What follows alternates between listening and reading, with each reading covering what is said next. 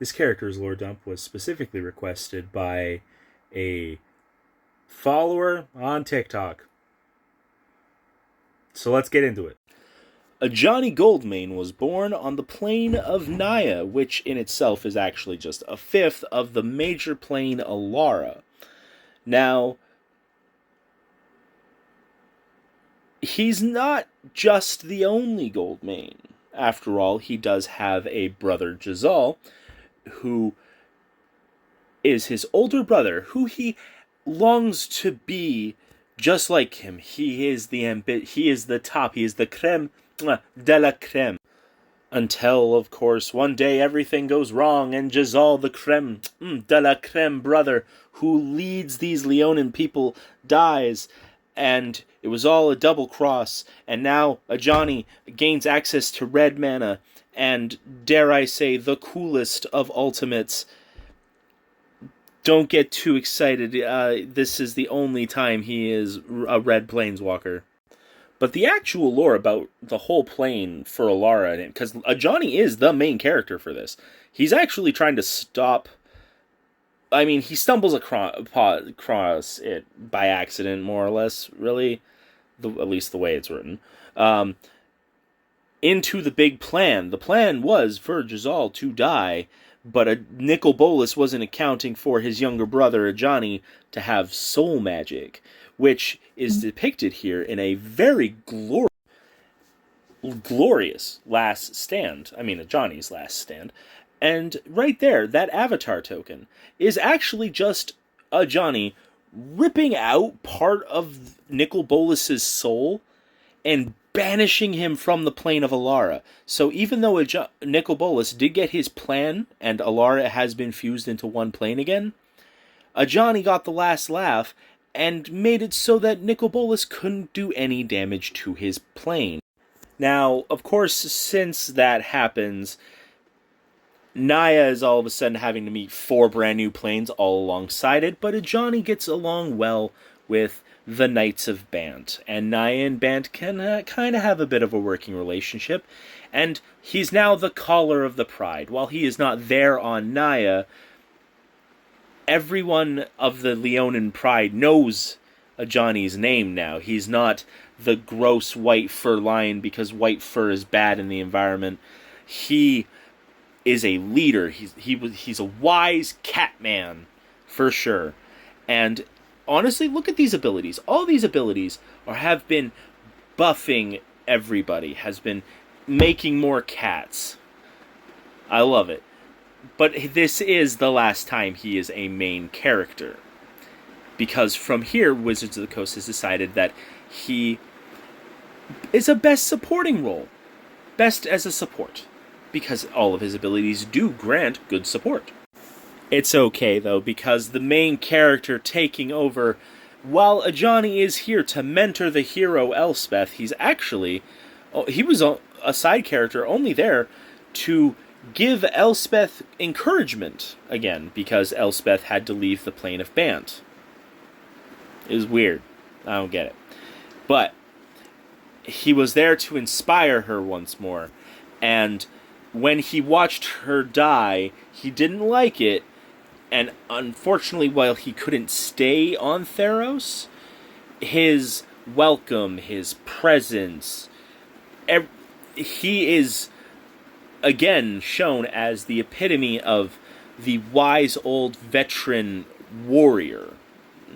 Knight, soldier, whatever you call a medieval thing.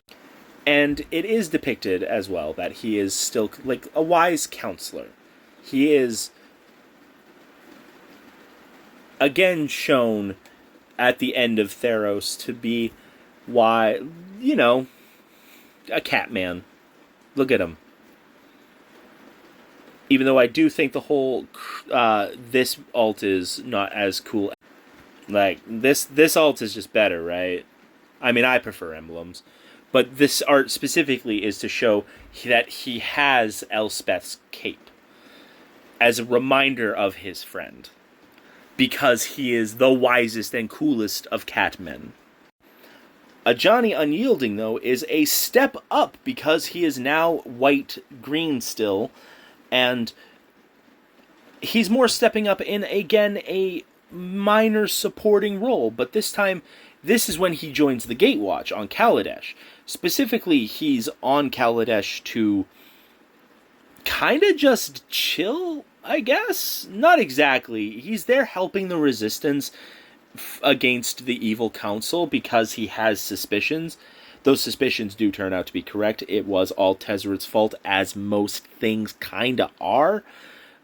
And he's got impeccable timing because Baral had just finished it up.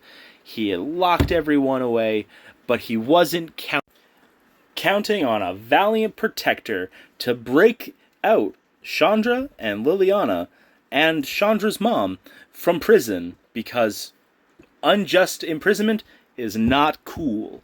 And with a dramatic reversal in the ring to save Chandra's mom, and a heroic intervention, I believe it was with Rashmi, right there, and of course an inspiring roar, they were able to take down the Council and Tezzeret on Kaladesh.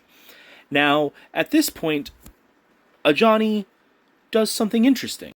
He takes an oath. He takes an oath to keep watch of the entire multiverse until all have found their place. Because he knew what it was like to be an outcast, and he knows that there are people who are struggling and pushed down, and he's there. And he will keep watch, and he will stop multiversal threats. And while the Gatewatch all decide to go to Amonkhet, Ajani knows, hey, I've tussled with Bolas before. I'm gonna go get some other big numbers so that we can all so that taking down Bolas will be super easy, because last time I had to rip out a piece of his soul, and that wasn't exactly cool. I mean, I say not very cool, but dang, Ajani, you got mad. And so begins the War of the Spark. Ajani has actually made it to Ravnica at this point, and once the invasion begins, the beacon ignites to call everybody there. However, with everything kind of goes a bit awry. I read half of this book, and then something about grinning a Leonin Grin happened. And while some cool cards like Storm and Pledge exist, these quotes kind of make it seem like this is a suicide mission. Ajani is viewing this as a suicide mission when he doesn't. He knows what it's like to take on this kind of thing, and here he is giving them vigilance and buffing everybody up still. An inspiring leader, some would say. And some would also say, strength of the pride. Pretty good card. Especially when it says right here, create literally a token of Ajani's Pride Mate. A symbol of wherever he goes, that you will be strong behind you. However, after the War of the Spark and the rest in peace of Gideon, Ajani kind of continues to do the same thing. He's going from plane to plane for the Gatewatch, finding out more about this Phyrexian threat. What can be done about this Phyrexian threat? Well, when he makes it to Dominaria, he is taking up the shield. You are all part of my pride, and as long as I live, I will protect you. What a Chad. Getting everybody together to get the coalition back together so that we can all say, psych, you thought? He was a sleeper agent. He has been completed. He is on Team Phyrexia. While he was Phyrexianized by Shieldred, he actually switches sides really quickly and joins Elish Norn. And then, oh hey look, neat. With Elish Norn's decree, he is told to go to Theros, which he completes Heliod in a cool backstabbing way of, haha, all your followers suck it. And he, however, gets cured. It's all negated. He doesn't get to lose his spark, but Nahiri does, because Ajani's trying to get people to fix what he helped cause. Currently, he is trying to fix all the damage he did as a Phyrexian. Still out there, fighting the good fight.